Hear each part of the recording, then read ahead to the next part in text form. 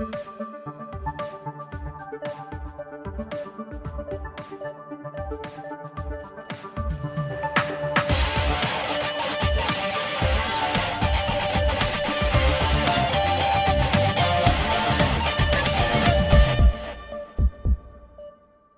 and welcome to the Neurocritical Care Society podcast Perspective Series. I'm your host, Dr. Nicholas Morris, and I'm very pleased today to welcome our guest, Dr. Cheryl Chang. Before we begin, please note that the views and opinions expressed in this podcast are solely those of the host and guests and do not necessarily reflect the official opinions or positions of the Neurocritical Care Society. Having gotten that out of the way, let me give a brief introduction to our guest. Dr. Chang is the Division Chief of Neurocritical Care and a Professor of Neurology, Neurosurgery, and Medicine at Duke University. She was the third President of the Neurocritical Care Society from 2007 to 2009 and is now President-elect of the Society of Critical Care Medicine. Her career has been dedicated to creating pathways for certification of individuals and accreditation of fellowship training programs and neurocritical care. She's been a tremendous force within our field, and I'm really excited to have her on the podcast. Dr. Chang, thanks so much for joining us. Thank you so much for having me here today. Well, we often start the podcast by talking a little bit about what got people interested in neurocritical care in the first place. And I heard you were initially interested in being a CT surgeon in some way time during your Patton training. You changed course and went into neurology. What happened there and what drew you to neurocritical care? Well, it's interesting. As a student, there were American Heart Association grants, and of course, mostly towards cardiothoracic work and cardiology. So when I was in high school, I actually got a grant to work in a lab in Long Beach, California, and working with cardioplegia. So I was interested in cardiothoracic surgery. Obviously, it was very interesting getting into medical school then, and then doing rotations. I was taken aside, and this is always great to have mentors, but by a cardiothoracic surgeon who I was really interested in. He let me come to the OR and do a lot of things as a medical student that I don't think probably would be allowed nowadays, knowing that I'd done a lot in the lab. But he sat me aside and he said, "Do you want to have a family? What kind of life do you want to have? And your life is going to be tied to a pump tech and very weird hours." And I thought about it, and actually, it was the next rotation. Interesting enough, was neurology, and I was fascinated by the way that the neurologist. And my mentor there was actually an emergency medicine physician who became a neurologist. And for the same reason of being able to track or figure out what was going on with a patient just by examining a patient. And you can find out by knowing neuroanatomy, knowing a little bit about pathophysiology. We knew a lot less than many decades ago than we do now with a lot less therapy. But it was fascinating to me. And so kind of exploring different thoughts of what I could do, I was really interested in the neurologic field, not really thinking too far in depth of what I would do there, but I was just fascinated. And it was a decade of the brain then. And we were really finding a lot out about the brain that we didn't know before. So took the path towards neurology, and that's what I matched in. And after finishing my internship at San Diego, I was really interested. Actually, my first rotation there was critical care, but still was interested, obviously, in doing neurology. So that's a funny turn. That's the turn I took. And then what pushed you forward towards neurocritical care? Well, it was funny then, and I mentioned that in those days, there were not a lot of treatment for neurologists. So during residency, you can figure out what was going on, but there weren't a lot of treatments then. There's migraine, headache, neurology, general neurology, some movement disorder. But remember, there was basically your Sinemet and your bromocriptine, but we did not have any type of invasive procedures at that time or advanced procedures. Epilepsy, same thing. When you look at the trajectory of anti-seizure medications in those days, 90s, there were very few than we have now. And so there didn't seem to be a lot to do, but the fascinating thing was doing consults. And I used to go into the ICU and realize that the internal medicine, then it was that classic patient not waking up, where you go, you'd be a sleuth. You'd figure out medications the patient was taking, what was all the physiology that was happening, and what was happening with the ventilator. And I realized that the critical care doctors didn't really know the neurology. My neurology attendings really didn't know the physiology of what was happening with the ventilator and all the other things that were happening with acid base, too in depth. And I realized this is an interesting intersection of two specialties. And I tell people who know me well that when I went to my fellowship director and chair, when they sat me down during my second year, said, "Where are you going to go? Are you going to do epilepsy, general?" I said, "I'm going to go back and finish internal medicine because I think I should be a neurologist in the ICU." And they told me that was the stupidest thing they'd ever heard. So it was funny, but I pursued it because I thought that it was going to be very important. It was important at the time that it just needed people to understand what was happening from the neurologic standpoint in patients who were in the ICU. Right. Maybe we can dive into that a little bit then. You've been so pivotal in establishing training pathways in neurocritical care. Maybe take us back to when you were looking to get into the ICU as a neurology resident. What was that like for you, and how did you find training? Yeah, so there wasn't any training. It was not required for us to do any kind of rotation. It was just consults that you were called to see. And that was the thing, is that I realized as I finished that the only path to being a intensivist for a neurologist was to go back and finish internal medicine, get my residency, and then get a fellowship in critical care. Or I could have gone anesthesia or surgery. Obviously, surgery wasn't going to be a good choice, but so I finished my internal medicine. I realized that I needed to help people that if they were interested in doing this specialty to try and help get certification. And at that time, the Neurocritical Care Society was in its infancy, and of course, its first president, Tom Black, was quite aware that all the critical care neurologists were dual boarded in internal medicine and neurology for the most part. And so, unless they did anesthesia, of course, there were neuroanesthesiologists doing it, a couple of them as well. So he helped when we decided to set up a certification committee and accreditation committee in NCS. I wanted to help lead that as well to try and create a pathway to certification. So it had it's a long story and history into itself of how we ended up going where we did, but it was a matter of trying to have enough fellowships, enough people, a body of knowledge that would be able to be qualified for an American Board of Medical subspecialties or specialties. And so we went with the UCNS, which was different. It was just also getting started in neurology, recognizing, and this is AAN, recognizing that there was a need for some certification accreditation for these small subspecialties of neurology that were too small to be ABMS subspecialties. So there's a lot of vision on a lot of different people's parts and sort of intersecting at the time. No, I imagine it wasn't all smooth sailing in getting this certification set up. What were some of the barriers that you ran into in getting it started? Yeah, so some of the barriers but opportunities was making sure that we were going to represent all the people that could be interested in neurocritical care. So that's why we always were a multidiscipline. Like I said, there was anesthesia. We knew that neurologists, internal medicine, some critical care people, pulmonologists recognize the importance of this. And then eventually with emergency medicine and surgery and neurosurgery at that time was not interested and still are concerned about having subspecialties within their ABNS because of the need for them to be generalized in many communities. But we wanted to make sure that everybody sitting on the committee, the certification committee that were writing questions, represented different areas. So that was, like I said, not quite a barrier, but it was an opportunity. But, those were kind of the things we had to think about as to how would we strategize this. The barriers were going with UCNS versus an ABMS subspecialty. And I just mentioned the things that we had to do. So it took a period of time, building enough fellowships in the subspecialty, enough people.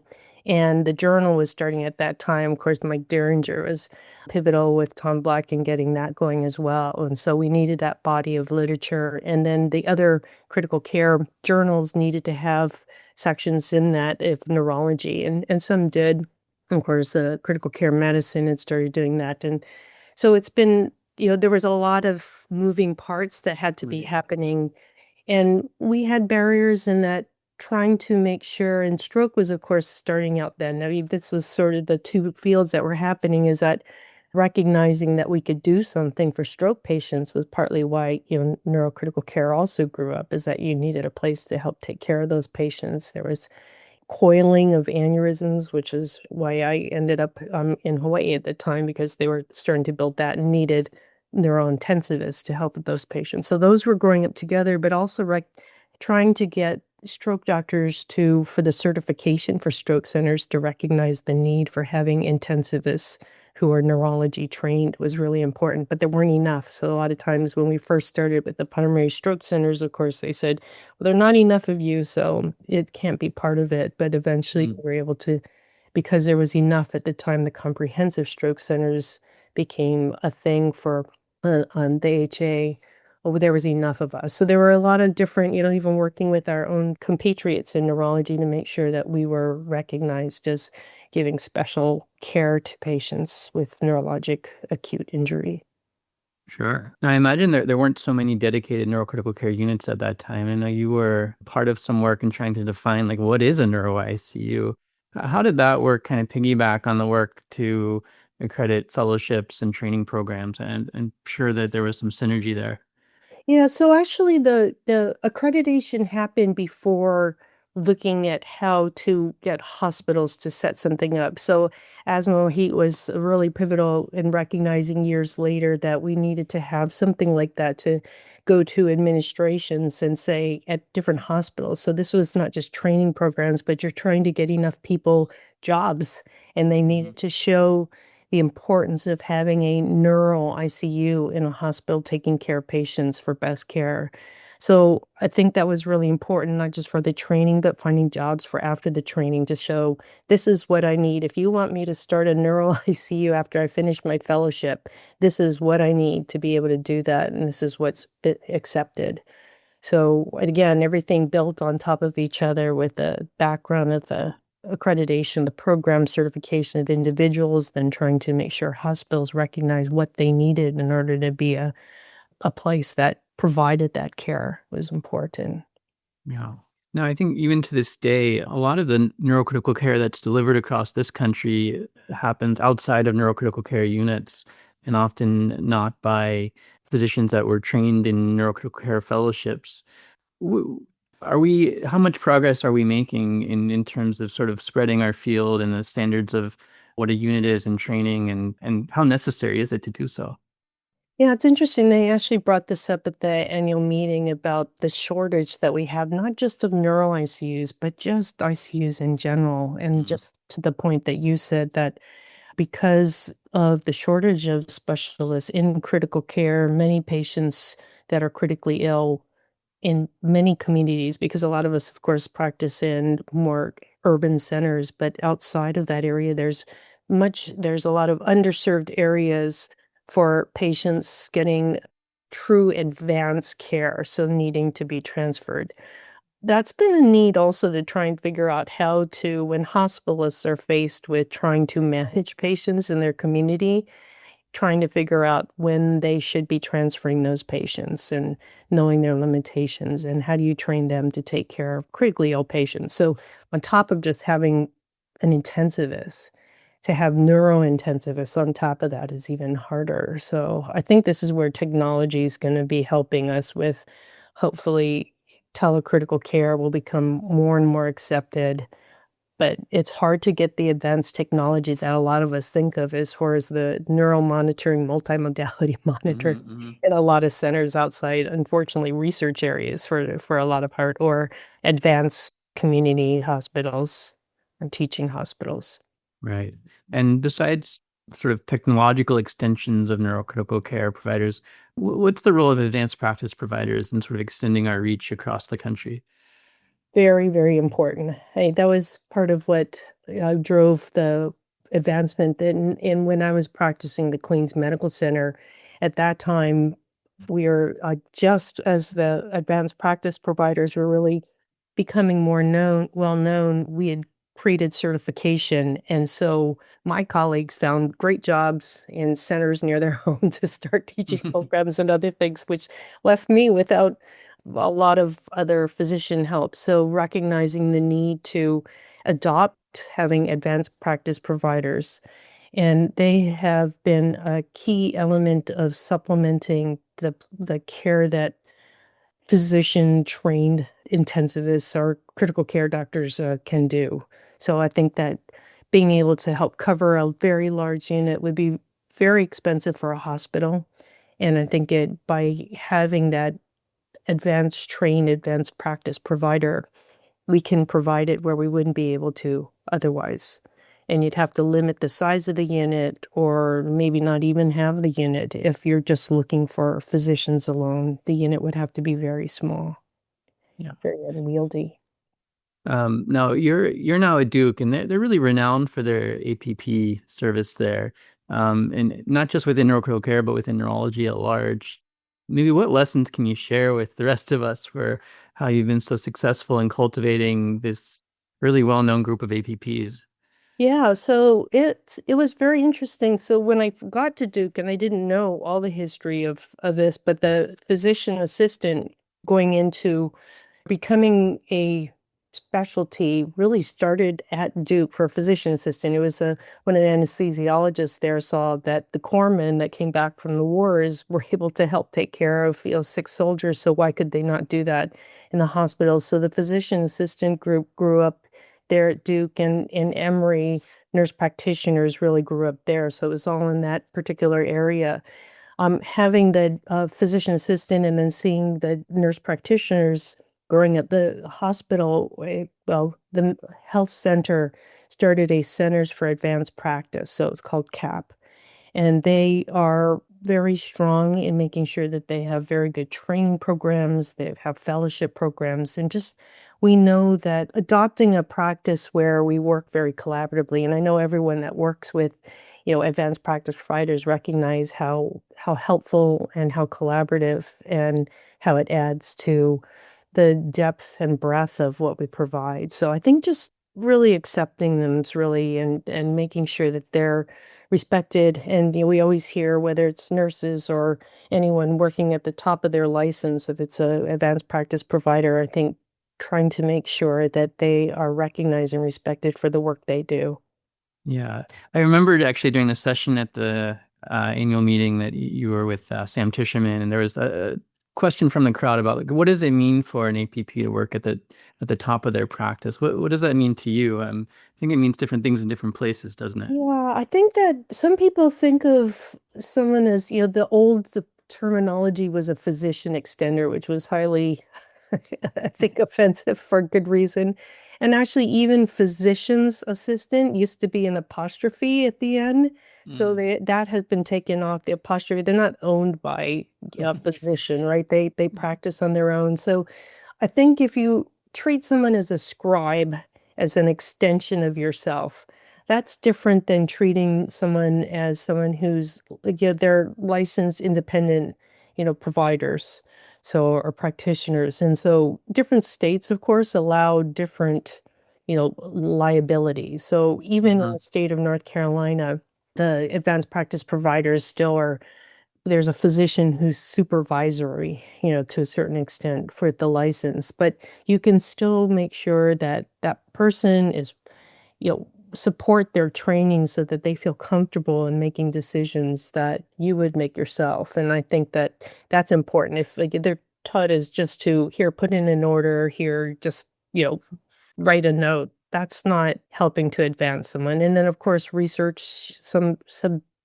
there's nurses and advanced practice providers who are very involved in research, valuing that and quality improvement. So our APPs are also involved in our quality improvement, looking at our hospital harms and helping us solve those. So letting people work in a way that you would let any physician do, I think is Mm. helpful. But understanding that there is still licensing and state laws that and hospital policies that may limit you a bit, but being aware of those and still trying to help someone feel valued in the work they do. hmm Along those lines, I was as I was preparing for this interview, I ran across some old pictures of you when you were president of NCS, and I have to say, well, right, you that call a spade a spade. You stuck out a little bit because at that point it was really, a bunch of white men mostly physicians. And I think one of your big points as president was to sort of open the doors of NCS a little bit to people who may look different from others in that picture that I saw, including APPs, but even beyond that. And so maybe you can talk a little bit about what your presidency of NCS was like. And it seems like that was a big priority. Where do you think we are now, and where do we need to go to further diversify our field? Yeah, it was interesting because we think about how, as NCS was growing up, Tom Black was sort of the foundation, and both Mike in his work with the journal and myself with certification was kind of helping to lay more of the foundation that we could build upon. But I agree that I grew up in Los Angeles where I didn't look like a lot of people as well. So I think part of when I was in the leadership, I didn't really look around so much as realize that there's just a missing component of just input. And one of the things that, because I was at that point already also had been in the Society of Critical Care Medicine, which has truly adopted the whole team approach of a multi-professional society. And Tom, also being intercalated very well into SCCM, also embodied that as well. So one of the things I did during my presidency was I reached out to some of the nursing leadership, the ACCN, the neurologic, the nursing societies, and actually Mary Kay Bader and Susan Yeager, who have since been in leadership there, and reaching out to them and seeing how we could get more nurses involved, because as you said, it was really physician driven. I think that by natural, we started these corners also at that point. I think that they might have renamed those, but during the annual meeting, in each of the corners, we started bringing in, having pharmacists. Actually, at that point, we had our first pediatric corner where there was like two other neurointensive or people practicing in neurocritical care at that point who were also pediatrician. But I tried to start that because when I was working in Hawaii, we were taking care of the pediatric critically ill patients because they ended up at Queens Medical Center for we were the only trauma center. So I was very interested in also helping to build up the pediatric piece of it, but also the different corners in the multi-professional piece and trying to pull people together in that. And I think it was helping to try and build more of the foundation with more voices that could be heard in the society. Yeah, I think we've certainly come a long way. I'm one of the hats I wear is I work in what we call now INC, which previously was WINC, Women in Neurocritical Care, now Inclusion Neurocritical Care. I think sometimes during our committee meetings, there's a feeling that maybe we've stalled out a little bit or plateaued in what we're doing. I know, do you have any thoughts about that? As far as the inclusion part or the WINC part, I'm not quite sure. Tell me about what you mean stalled out. Well, I guess it seems like probably, in many ways we can point back to your presidency as the start of really trying to open the doors to neurocritical care. And maybe now we've welcomed all the people that want to join, but we need to grow the pipeline a little bit, that we have a limited kind of type of person who's interested in going to neurocritical care, it seems like. And yeah, I think there's interest in trying to start more grassroots level interventions to get more people interested who might not otherwise find the field.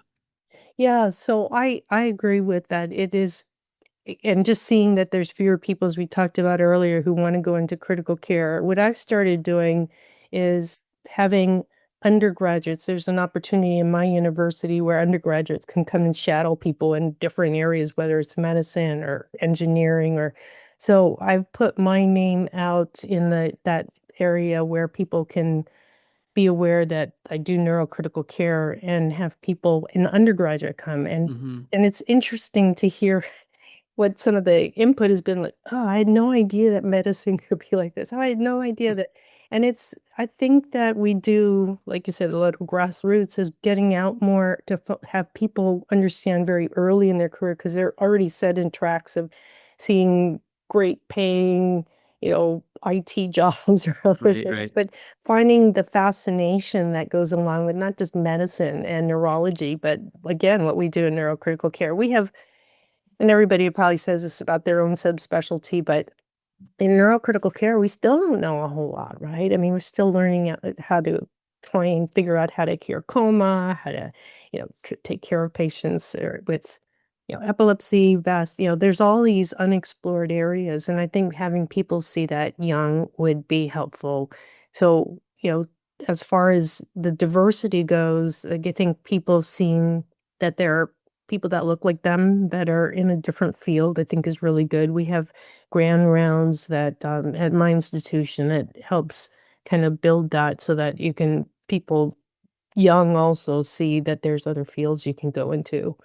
I think when the neurologists and we're trying to when the residents get to us already, they might have in their in their Mhm. head what they wanna do, so that's why I think we have to start early, Yeah. whether it's and even for the medical school, I go and sit on these forums where the medical students who are trying to figure out what field, so we have one where the, intensivist so I'm sitting next to a surgical intensivist, an anesthesia intensivist, a pulmonary, and we had to talk about how fun our fields are and how critical care is great. But so I think going out early and maybe I don't know at our annual meeting how we can do that, but maybe coming up with ideas there would be, a think tank. Yeah, agreed. Now, you've worked so much through the society, and also, as you mentioned, through SCCM. These societies seem to have meant a lot to you in your career.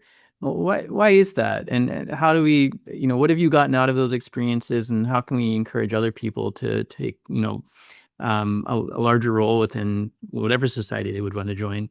Yeah, and it's I think harder too because a lot of hospitals and institutions or where we work are limiting CME and Mhm. who can go and monies to join. But I think it did start young for me where, first of all, for SCCM, I joined during my fellowship. Again, my mentor, Tom Black, had said how great it was. I went to the meeting and it was fascinating to read the abstracts, meet all these people, learn. And I think, again, the annual meetings are, even though there's science, a lot of it is the networking, as we all know, that goes on there. It's fun to talk to people that do what you do. And yet also, I like to learn other things. So that's why with SCCM, even though you could get pigeonholed in neurocritical care and just come to the neurocritical care meeting, what I like about SCCM is to get that broad perspective. And, I often counsel young people, make sure you're not just focused just on the neurocritical care, but we're critical care as well. So we need to do both. So out of the societies, it's getting to meet people.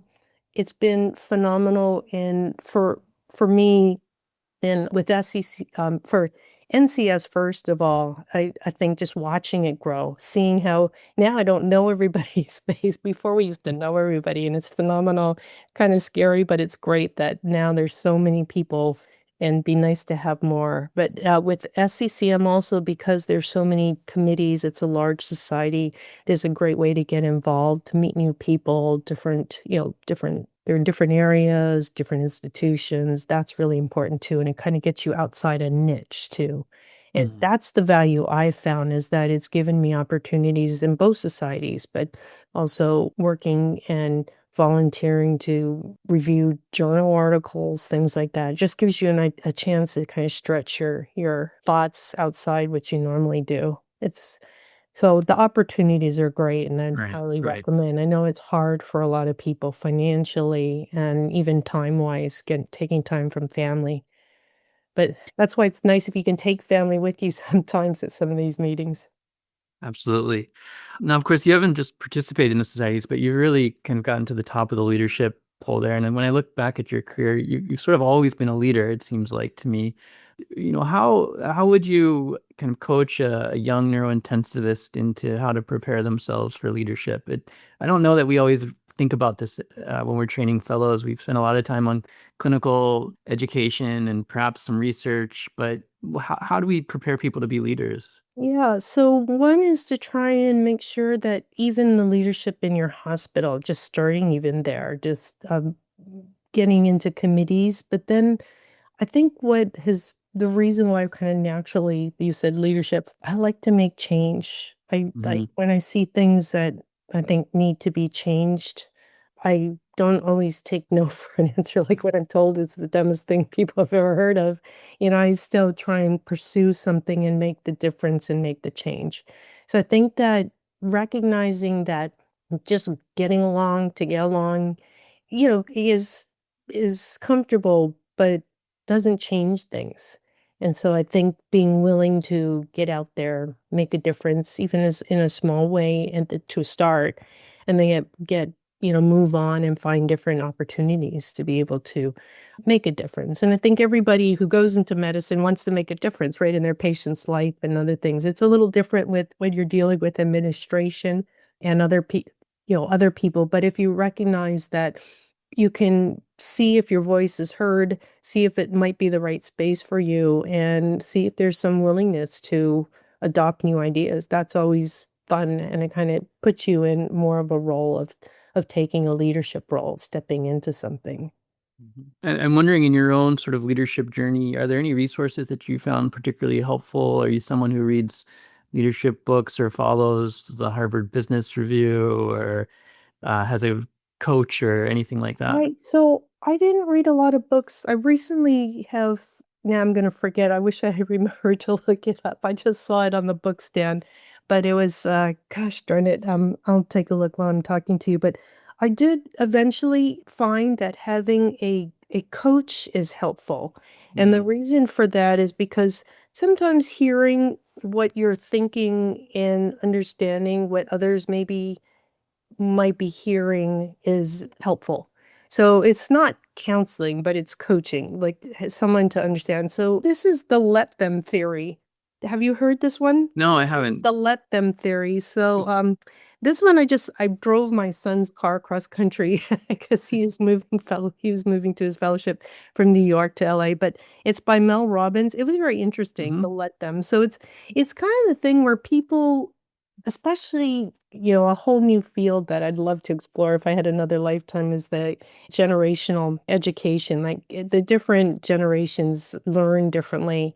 Right. But I think that there's a tendency to be very sensitive, especially, I'm finding during fellowship when you're trying to train fellows, you're trying to educate and you're thinking you're being soft. This is where, coaching is helpful too, is like understanding what somebody else might be hearing when your intent is not to be mean. Your intent is really to help them get better and to hear the words that they may be hearing or the tone they may be hearing when you don't even intend it that way. So the let them theory is that sensitive generational learner who's taking it very personally to say like, oh, let them worry about it. I mean, okay, Chang's saying this to me, like, okay, let her think that. That's okay. But I'm good at this, or understanding or taking my teaching point. And if they're feeling like someone's dissing them or something, just say, that's not important to me. But taking the learning part, I think, is still important.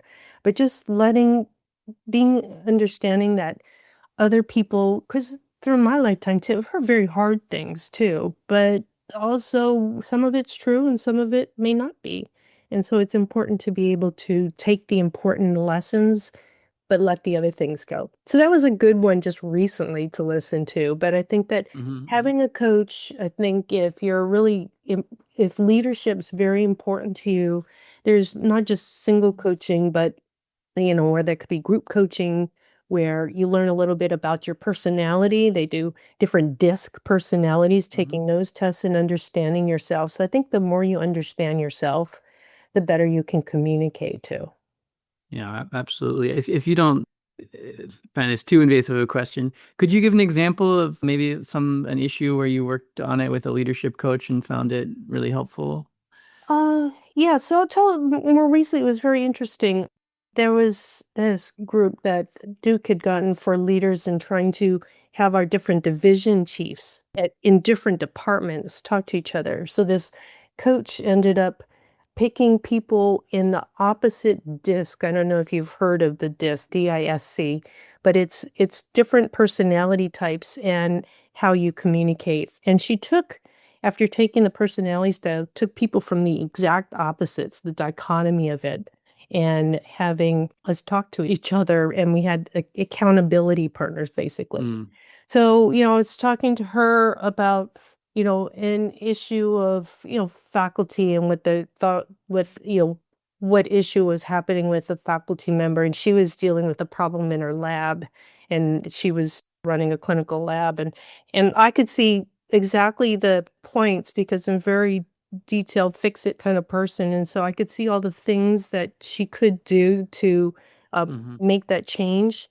And because she was struggling with it. And when I was explaining, what I was dealing with, she was more of the, softer, touchy-feely kind of, personality that made me hear a little bit also about what someone else, what might be a good approach to dealing with that. So it was really funny that you could have someone be, like the coach called it an accountability partner of holding each other accountable. So it's neat when you have leadership. Like I have a couple medical directors that I work with. We have very different styles, but we complement each other. And I think that when, as a leader, if you put somebody in a leadership position or you're working with someone in your division or department, finding someone who's the exact opposite of yourself and, talking to each other about stuff may be really helpful because it gives you a different way of looking at things. So I think that's really important. That's very cool. I was just talking to one of my former trainees who did a leadership program, and she was telling me how great it was, and that she's still working with a coach. I thought, oh, that's amazing. It's like years later, and you're still working with the coach. I'm sure that's very expensive. And she said, oh, no, actually, not the coach, but she and one of the other people going through the program have decided to sort of be peer coaches to each other because they're so different, and they just sort of clicked. And I thought that was a really wonderful idea. This idea of, it sounds like what you have of peer coaching or kind of talking to each other, just knowing that there's different perspectives. And I think just being willing to hear a different perspective too is really important. Absolutely. All right. Well, maybe we'll change gears a little bit right now. And I'm interested to know, like, what excites you about our field right now? What are you thinking about in neurocritical care that gets you hopeful? Yeah, so I mentioned it a little bit about the things we still don't know about it, but there's so much to learn. I think I still feel that one of the most important things is with the data that we're having, this huge data, and the barrier, of course, is sharing data and looking at different hubs. And I'm talking about not just in our country, but globally, like being able to understand the different there's different regional, and it's all different, and how to figure out what's going to be important pieces to parse out to be able to help us solve problems. Like this whole thing about curing coma, or understanding who's going to wake or not, family. We may get to the bottom of that. We're at the start, we're scratching the beginning, but I'm excited by the fact that we have now AI technology to help crunch this huge data that we can get at now, as long as the data are cleaner than unfortunately it is. Absolutely. Yeah, I know there's a lot of smart people in both NCS and SACM that are working on that and trying to standardize and come up with sort of an agreement about how we capture data and how we share it. So it's really important work. What's frustrating you about the field now? What's like the thing that just doesn't seem to be kind of going the way we would like it? It is getting people interested in it. I'm frustrated that the fields that are, I don't want to say easier. They probably, there are fields that are easier than what we do. And so they're appealing, they make more money. And so the fact that that is driving people towards that and less towards the critical care and neurocritical care, the things that we do, worries me a little bit. And I think it worries me more than frustrates me, because I'm more frustrated that I don't know how to solve it. I like to solve it. So like I told you, I'm doing what little bits I can. I'm going out and having people like shadow me, but trying to find a better way to get people excited in their young lives of how important this work is, and trying to get them into our field is going to be the biggest frustration, I think, and worry. Yeah. It does seem like a lot more of the young people are making decisions around, what's a very hot word now, like wellness and work-life balance. And I wonder, I guess, and I'm interested to hear your thoughts on this. We keep trying to think, well, how do we get them to see how cool what all the stuff that we do is, so that they're excited by it and they then, reprioritize what their interests. Sometimes I wonder, maybe we're taking the wrong approach, and maybe what we should be doing is trying to find out how we change our field to actually be more amenable to that kind of perspective. I don't know. What do you think? Yeah, no, I agree with you. And in fact, one of the things that I was very interested in was when, gamification, and I think neurology has been trying to embrace gamification in their education. If we can find a way to make it more appealing, like, where there's rewards and, whatever it is that appeals to people. And I'm not talking about like necessarily, I don't know what it is about getting into their dopaminergic area where you gamify what we do or do something, because I think that's the only way we can make it more exciting and more interesting to the younger people. And maybe if someone creates a Nintendo Switch game of like neurocritical care and figure out who needs a monitor and what are you going to do? Maybe that's a way to do it. I have no idea, but yeah, it is scary. Yeah, something to compete with these scrolling algorithms, right? I think we need to do I something. know, right? What's something that you believed 10 years ago about our field that you don't believe anymore? Oh, a lot. This is why I tell people that the great thing about neurocritical care is everything you learn, you're going to relearn or learn something new, and it's always different. I mean, you're learning something new every day. So there's so if we're being really concrete, and when I first started, the goal of trying to keep CPP was greater than 70. And then mid-career was greater than 50. And now it's greater than 60. So so one is, there's just specifics about things that, back things that we thought before. All of us followed, one of the things I did as a neurology resident doing those consults in ICU went with the Levy criteria of like, who's going to wake up, right? That's obviously not right. So we're learning something new every day, and what people are using now as residents and fellows are gonna like, boy, were we stupid then. We didn't know anything. And I feel that way every day. It's like we just don't know everything. It's just not stupid, but uninformed, right? We only know what we know. So If you could be so bold, is there something that you think that, we're doing now that in another 10 years will also seem, equally wrong or crazy?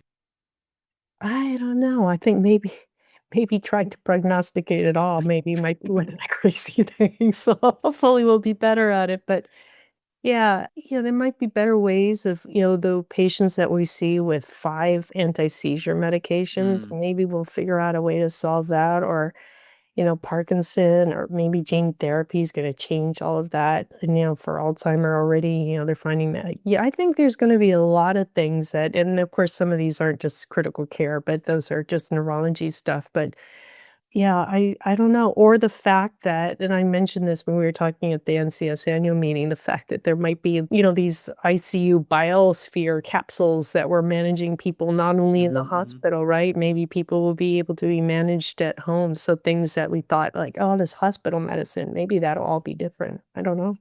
Yeah, no, it's a really provoking idea, and I'm with you with the anti-seizure medications. I just feel like there's at some point there's no way we're gonna keep stacking one anti-seizure medicine on top of another forever. It just has to stop.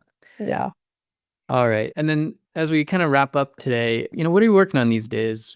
What's taking up the most of your time when you're not, in the unit taking care of patients? Yeah, it's really preparing for, the upcoming year for SCCM, and just, ideas about there's a lot of things that are happening now, like the committee. So a lot of it is we work for the SCCM. So that's really been taking up most of my time for now. Okay. We always wrap up on a few sort of quick hit questions. Do you have any passions or hobbies outside of neurology, neurocritical care?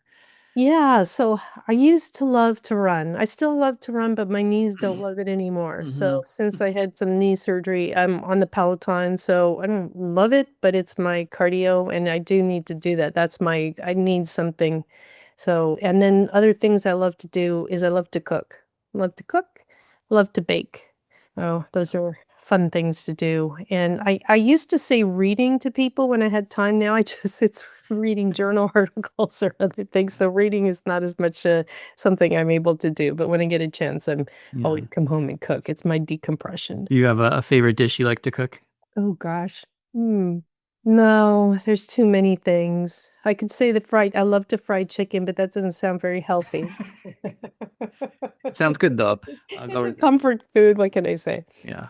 And then can you complete the following to finish up? So my purpose is, My purpose, and it's along the lines I've said, is to change things for the better. I recharge by. Uh, I'm one of those introverts, so I recharge by quiet time. I love. I love my kids. I love my dog. I love working with a team of people. So that's I think a real a huge privilege. And that's one other thing. Just I know I tried to be brief. I really like working in the societies because it's a team. It's still a team approach too. And I want to be remembered for. There I go again. The changes I've made, hopefully for our field and for patients and their families. And then what advice would you give to the fellow about to graduate? I was asked this the other day by a fellow, and what I tell them, because they're looking for jobs, is find a job that plays to your strengths. So some people are asking, well, do I go into a job where I have to start up the ICU, or do I go into a job where it's already set? It's like, well, what do you like to do? For me, I'd love to go set up an ICU, but for other people, they'd rather go somewhere that is already set. So just play to your strengths. Find the thing that you like in our field and do that. All right, Cheryl, this has been an absolute pleasure. Thank you so much for coming on the podcast. Well, thank you for asking me. It's been an honor to be here today. Thank you. All right, and that is the Neurocritical Care Society podcast. Thanks for joining us, and please make sure to like or subscribe. We're available anywhere you get your podcasts, including the Neurocritical Care Society website. And please join in next time. Take care.